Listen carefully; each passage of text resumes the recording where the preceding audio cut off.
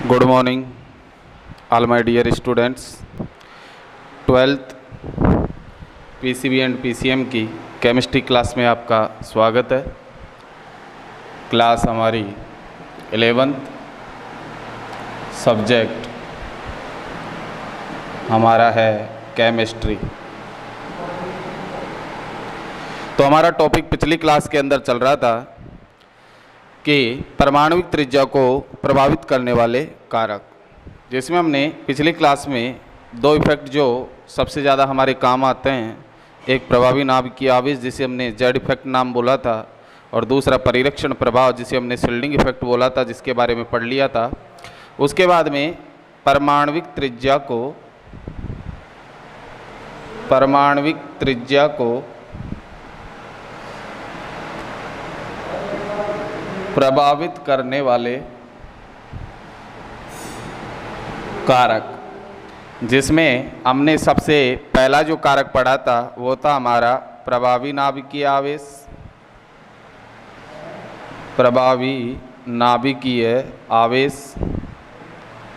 दूसरा था हमारा परिरक्षण प्रभाव। परिरक्षण प्रभाव। और आज हम जो तीसरा पढ़ने जा रहे हैं वो है हमारा कोषों की संख्या, मतलब number of cells. Number of cells, ये हम तीसरा इफेक्ट आज प्रभावित करने वाले कारकों में पढ़ेंगे। देखो, नंबर ऑफ सेल्स का मतलब क्या होता है? जब किसी आवर्त सारणी के वर्ग में जैसे हम वर्ग नंबर प्रथम की बात करें, और वर्ग नंबर प्रथम था हमारा हलीना करे रब से फरियाद। जब हम आवर्त सारणी के वर्ग में ऊपर से नीचे आते हैं तो ऊपर से नीचे आने पर कोषों की संख्या में वृद्धि होती है। कोषों की संख्या वृद्धि होती है, क्योंकि ऊपर से नीचे आने पर प्रभावी नाभिकीय आवेश जेड इफेक्ट तो क्या हो जाता है? स्टेबल हो जाता है, अर्थात स्थायी रहता है, ना तो घटता है ना बढ़ता है। लेकिन कोषों की संख्या में वृद्धि होती है, और कोषों की संख्या में वृद्धि होने के कारण इस परमाणुविक त्रिज्या में क्या हो जाती है? वृद्धि। तो किसी भी वर्ग में ऊपर से नीचे आने पर कोषों की संख्या बढ़ेगी, जिससे परमाणु का क्या बढ़ेगा? आकार या त्रिज्या में क्या हो जाती है? वृद्धि। तो हम तीसरे पॉइंट की जो चर्चा करने जा रहे हैं, हमारा तीसरा पॉइंट, हेडिंग लगाओगे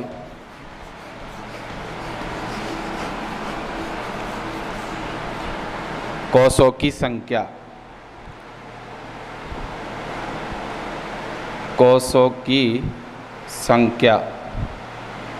और इसके अंदर हम नोट करेंगे कोषों की संख्या में कि आवर्त सारणी के वर्ग में ऊपर से नीचे आने पर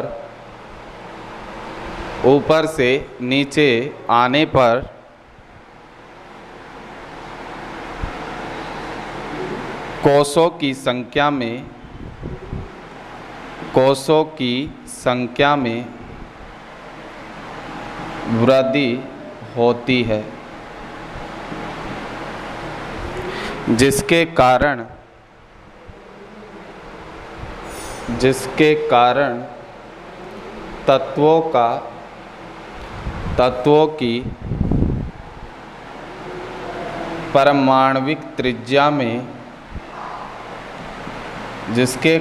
तत्वों की परमाणुविक त्रिज्या में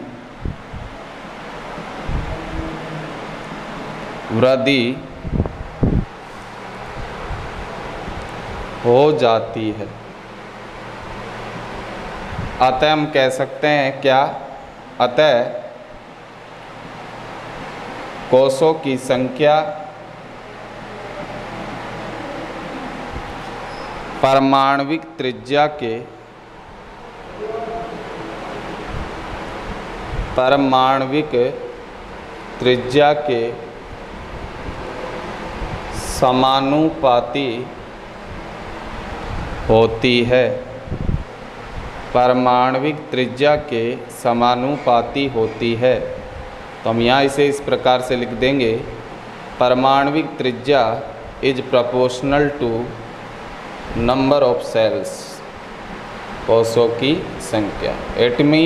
atomic radii is proportional to number of sales.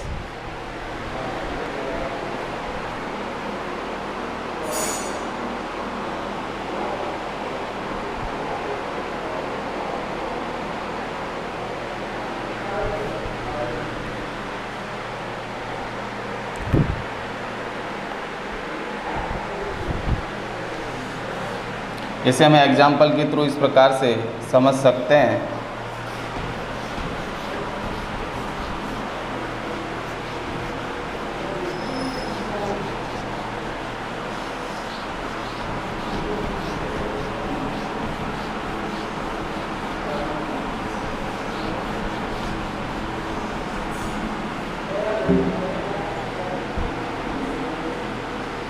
है ली, ये पहला वर्ग है हमारा, वर्ग नंबर फर्स्ट है ली ना कर रे रब से,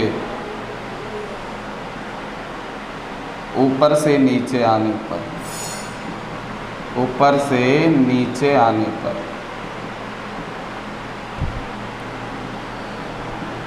तत्वों की परमाणविक त्रिज्या, परमाणविक त्रिज्या बढ़ती है, बिकॉज क्योंकि कोषों की संख्या में वृद्धि हो जाती है। अब आपसे क्वेश्चन इस प्रकार से पूछेगा, निम्न में से सबसे बड़ी परमाणविक त्रिज्या है। अब इनमें से कोई तत्व दे देगा, जैसे लिथियम, सोडियम, पोटेशियम, रुबिडियम में ही आपसे पूछ ले कि निम्न में से सबसे बड़ी परमाणविक त्रिज्या किसकी है, तो आपको पता लगाना है कि वर्ग में ऊपर से नीचे आने पर परमाणविक त्रिज्या बढ़ती है। तो लिथियम से ज़्यादा सोडियम की परमाणविक त्रिज्या होगी, सोडियम से ज़्यादा पोटेशियम की होगी, पोटेशियम से ज़्यादा किसकी हो जाएगी, रुबिडियम की। तो इस प्रकार से वर्ग में जब हम अप टू डाउन मूव करते हैं तो in this cases the atomic radii is always increase by the reason of increase of the cell of number. इसका मतलब क्या है कि जब हम वर्ग में ऊपर से नीचे आते हैं तो वर्ग में ऊपर से नीचे आने पर कोषों की संख्या में क्या होती है, वृद्धि, और कोषों की संख्या में वृद्धि होने के कारण तत्वों की परमाणविक त्रिज्या बढ़ जाती है। तो इसी के नीचे हम इसको एक क्वेश्चन बनाकर समझ लेंगे। तो हमारा क्वेश्चन लिखोगे आप, क्वेश्चन है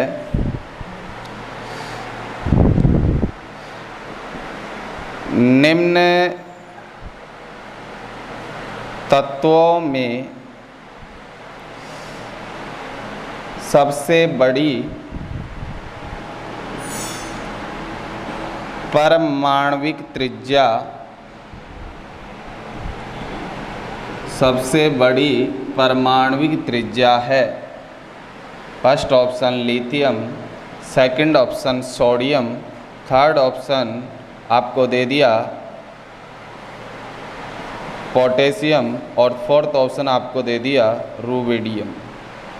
तो आपको यहाँ देखना है कि कौन से तत्व की सर्वाधिक एटॉमिक रेडियाई होगी। तो हमने देखा वर्ग में जब हम अप टू डाउन अर्थात ऊपर से नीचे मूव करते हैं, ऊपर से नीचे मूव करेंगे तो increase of the cell of number, इसका मतलब कोषों की संख्या में वृद्धि होगी, और कोषों की संख्या में वृद्धि होगी तो ऐसी कंडीशन में एटॉमिक रेडियाई मीन्स परमाणविक त्रिज्या इंक्रीज हो जाएगी, बढ़ जाएगी। तो हमारा राइट आंसर क्या हो जाएगा, रुबिडियम। इसी प्रकार से क्वेश्चन को आपसे इस प्रकार से भी पूछ सकता है कि परमाणविक त्रिज्या का सही क्रम है। देखो क्वेश्चन का यदि हमें पैटर्न पता है तो क्वेश्चन किसी भी प्रकार से पूछे हम उसका आसानी से सरलता से जवाब दे सकते हैं। क्वेश्चन अब की बार आपसे ऐसे पूछ लिया, परमाणविक त्रिज्या का सही क्रम है, और फर्स्ट ऑप्शन दे दिया lithium, potassium, sodium, rubidium. Second option ले दिया lithium, potassium, sodium, rubidium. Third option दे दिया लिथियम, पोटेशियम, सोडियम, और लास्ट फोर्थ ऑप्शन दे दिया लिथियम, पोटेशियम, सोडियम, रुबेडियम। तो यहाँ पर आपको सेलेक्ट करना है कि राइट आंसर हमारा कौन सा है। तो आपको ये यहाँ पर ग्रेटर देन और लेस देन के चिन्हों का ध्यान रखना है, कहाँ ग्रेटर देन है और कहाँ लेस देन है, उसको देखते हुए आपको क्वेश्चन का क्या देना है, जवाब देना है।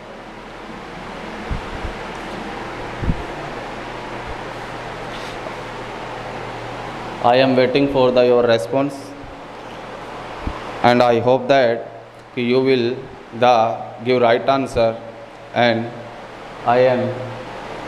तो इसी प्रकार से मैं आपको पूर्णतः आशा के साथ आपसे होप करूँगा कि आप बिल्कुल सही जवाब दोगे। तो बिल्कुल आपने सेलेक्ट कर लिया होगा आपका आंसर, और हमारा राइट आंसर क्या होना चाहिए, फोर्थ नंबर। तो हमारा बिल्कुल जो राइट आंसर होगा वो होगा ही। तो हमारा फोर्थ नंबर राइट आंसर होगा, क्योंकि वर्ग प्रथम हमने ये देखा था हलीना करे रब से फरियाद। और ऐसी कंडीशन में हम देख रहे थे कि जब वर्ग में ऊपर से नीचे आते हैं तो increase the cell of number, सेलों की संख्या बढ़ जाती है, कोषों की संख्या बढ़ जाती है। और ऐसी स्थिति में हमारे परमाणविक त्रिज्या बढ़ जाएगी। तो सबसे ज़्यादा रुबेडियम, उससे कम पोटेशियम, उससे कम सोडियम, और सबसे कम एटॉमिक रेडियाई हमारी किसके लिए होगी, लिथियम के लिए होगी। अब इसके बाद हमने थर्ड फैक्टर पढ़ा इसका। अब हम फोर्थ फैक्टर की चर्चा कर रहे हैं, वो है नंबर ऑफ बॉन्ड्स, मतलब बंधों की संख्या।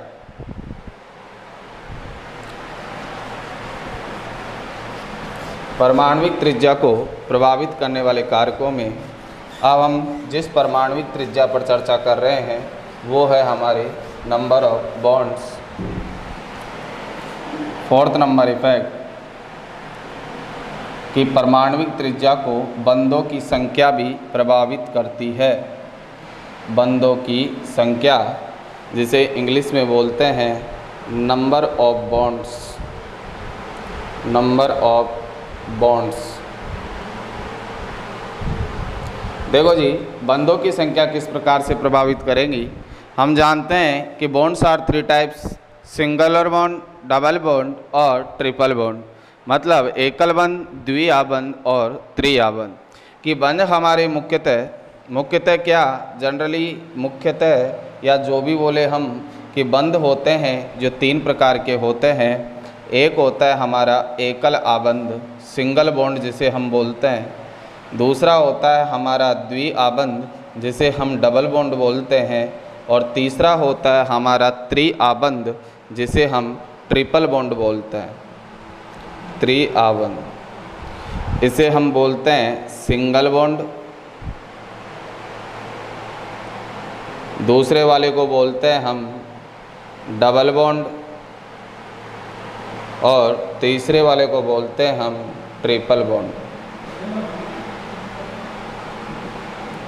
एकल आबंध को हम एक दो परमाणु, जैसे हमने कोई भी ले लिए कि X और Y दो परमाणु है कोई, तो इसमें एक लाइन के द्वारा जो हम प्रदर्शित करते हैं वो हमारा होता है सिंगल बॉन्ड। जैसे फॉर एग्जांपल कि कार्बन और हाइड्रोजन के बीच ये सिंगल बॉन्ड होता है, ये है हमारा सिंगल बॉन्ड।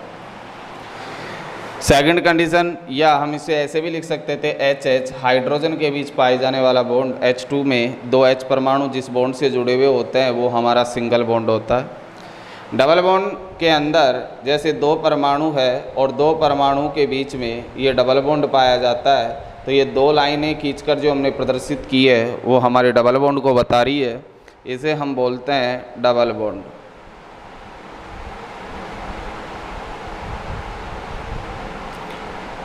जैसे फॉर एग्जांपल हम बात करें, एग्जांपल में O double bond O oxygen gas means तो ऑक्सीजन के बीच में दो ऑक्सीजन परमाणु द्विआबंध के द्वारा जुड़े हुए होते हैं, जिसे हम डबल बॉन्ड कहते हैं। और थर्ड ट्रिपल बॉन्ड की हम बात करें तो दो परमाणु के बीच में जब तीन आबंध आ जाएं, तीन लाइनें आ जाएं, तो उसे हम ट्रिपल बॉन्ड बोलते हैं। तो ये हमारा ट्रिपल बॉन्ड है, ट्रिपल बॉन्ड है।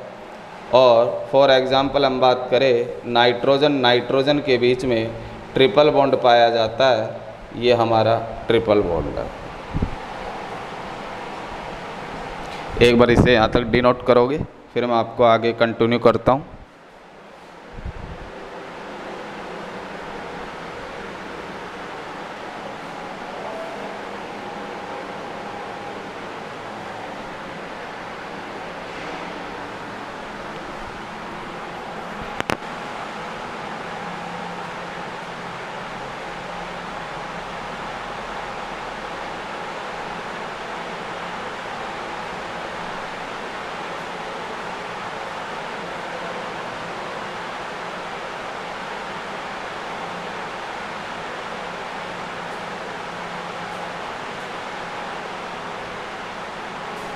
तो हमने इसको नोट कर लिया होगा।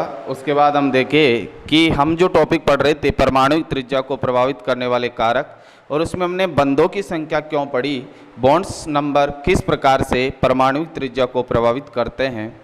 तो हम देखेंगे कि सिंगल आबंध है, सिंगल आबंध है, ये डबल आबंध है मतलब द्विआबंध है, और ये त्रिआबंध है। तो इसमें सबसे ज़्यादा जो बॉन्ड लेंथ होती है मतलब बंध लंबाई होती है वो एकल आबंध की होती है। एकल आबंध से छोटा बंध होता है वो द्विआबंध। लाइनें दो हैं लेकिन इसकी तुलना में ये छोटा होता है, और त्रिआबंध द्विआबंध की तुलना में भी छोटा होता है। बताओ जब बंध की लंबाई घट जाएगी तो परमाणविक त्रिज्या घटेगी नहीं घटेगी। तो हम क्या कह सकते हैं कि जैसे जैसे बंधों की संख्या बढ़ेगी, मतलब सिंगल बॉन्ड से डबल बॉन्ड में जाए तो यहाँ दो बंध हो गए, दो, फिर हम ट्रिपल आबंध मतलब त्रिआबंध में जाए तो यहाँ तीन बंध हो गए। तो जैसे जैसे बंधों की संख्या बढ़ती है तो बंध लंबाई घटेगी, और बंध लंबाई घटेगी तो बंध लंबाई के घटने पर परमाणुविक त्रिज्या क्या होती जाती है, कम होती जाती है। तो इसे हम नोट करेंगे इसके बारे में।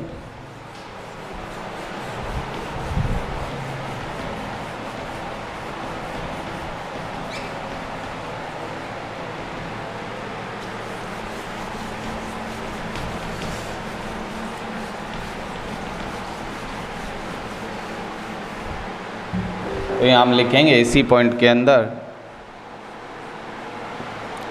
कि बंधों की संख्या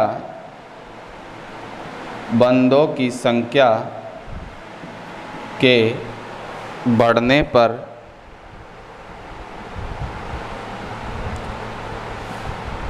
बंध लंबाई का मान घटता है, जिसके कारण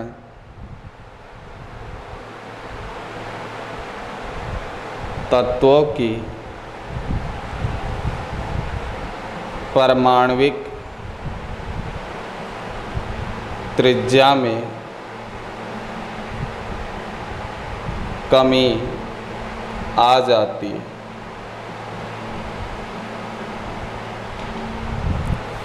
तो हम यहाँ ऐसे लिख सकते हैं कि बंध लंबाई या परमाणुविक त्रिज्या का क्रम, परमाणुविक त्रिज्या का क्रम, और उस क्रम में हम देखेंगे कि सबसे ज़्यादा बंध लंबाई किसकी होती है, सिंगल बॉन्ड की, एकल आबंध की। उससे कम बॉन्ड लेंथ होती है द्विआबंध की।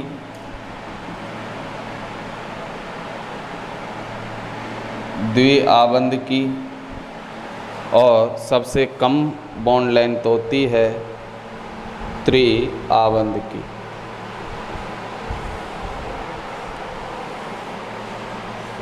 तो इसका मतलब है कि सर्वाधिक परमाणुविक त्रिज्या भी सिंगल बॉन्ड वाले की होगी।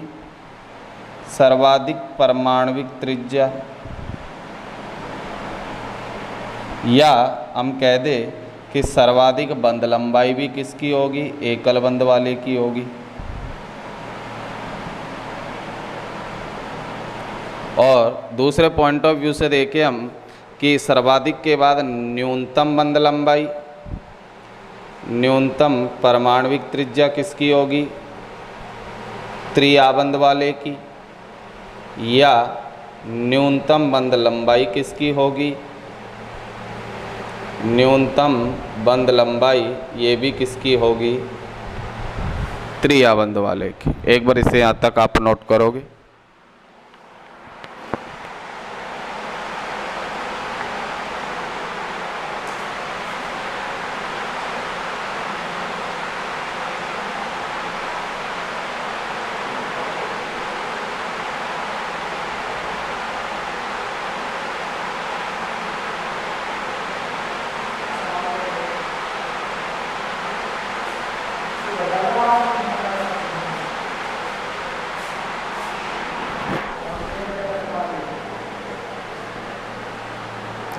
इसे नोट कर लिया हो तो इसे हम लास्ट एक एग्जाम्पल के थ्रू समझ सकते हैं।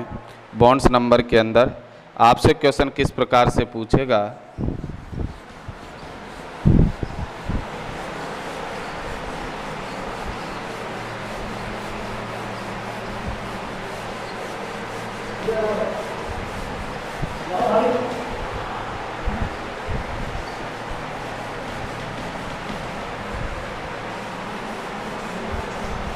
हमसे क्वेश्चन इस प्रकार से पूछ सकता है, क्वेश्चन निम्न में से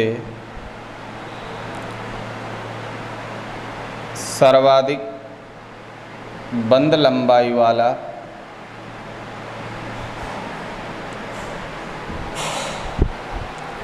यौगिक है। First option CH4, second option CH2 double bond CH2, third option CH triple bond CH, इसको मैं भी ऐसे लिख देता हूँ CH3 और fourth option none of these, उपरोक्त में से कोई नहीं। सेकंड क्वेश्चन आपसे इस प्रकार से पूछ ले, इसी में निम्न में से लगाना भूल गया, निम्न में से न्यूनतम बंध लंबाई वाला यौगिक है। और ऑप्शन हमारे बिल्कुल वही रहेंगे same, CH3 CH2 double bond CH2, third option हमारा CH ट्रिपल बॉन्ड CH, और फोर्थ ऑप्शन हमारा ऑल ऑफ दीज, उपरोक्त सभी। और इसी क्वेश्चन को मैं ऐसे पूछ लेता कि निम्न में से सर्वाधिक परमाणविक त्रिज्या है,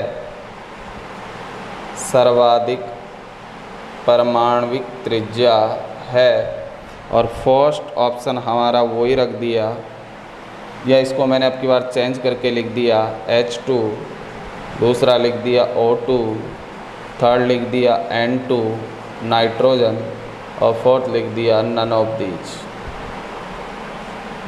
एक बार अपने क्वेश्चन को आप सेलेक्ट करोगे, अपने आंसर को भी, फिर उसके बाद मैच करते हैं कि हमारा क्वेश्चन सही है या गलत है।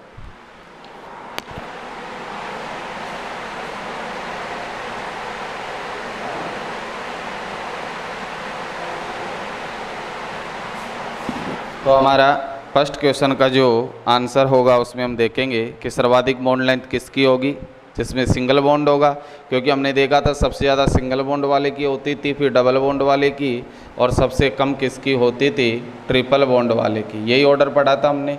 तो सिंगल बॉन्ड इसमें है, तो ये हमारी सर्वाधिक बंध लंबाई वाला हो जाएगा। न्यूनतम बंध लंबाई किसकी होगी, ट्रिपल बॉन्ड वाले की, और ट्रिपल बॉन्ड वाला हमारा कौन सा है, CH ट्रिपल बॉन्ड CH। सर्वाधिक परमाणुक त्रिज्या किसकी होगी, तो H2 को हम ऐसे लिख सकते हैं H single bond H, O2 को हम ऐसे लिखते हैं O डबल बॉन्ड O, और N2 को हम ऐसे लिख सकते हैं N ट्रिपल बॉन्ड N, तो सर्वाधिक परमाणु त्रिज्या सिंगल बॉन्ड वाले की होती है, तो हमारा राइट आंसर क्या हो जाएगा, हाइड्रोजन। तो इस प्रकार से हमने परमाणु त्रिज्या को प्रभावित करने वाले सभी कारकों पर चर्चा कर ली। इसके बाद नेक्स्ट टॉपिक की चर्चा हम नेक्स्ट क्लास में करेंगे। आज की क्लास के लिए धन्यवाद।